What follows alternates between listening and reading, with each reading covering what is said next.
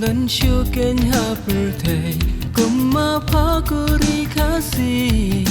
nang te shadu shate nami ngi shadu sepmi dan syuken hapertai kuma pakuri kasih Kik shat ki wa ki tway baju sum ki puri play O pali was ngam na ki lum sha ki paham Kik shat ki wa ki tway baju sum ki puri play Jis lo jing la loy baro sawa yam ki toy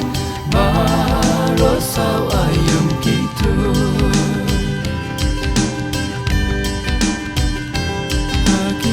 So balai Hakik pesanti will be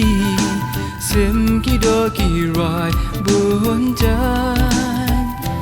Da sur tiang ki rai klem tad Yai beru ki ler babam Ha perem lusin rai telan Kik shat ki wa ki tway Baju sum ki puri play O paliu bach ngam na ki lum sha ki paham Kik shat ki wa ki tway baju sum ki puri play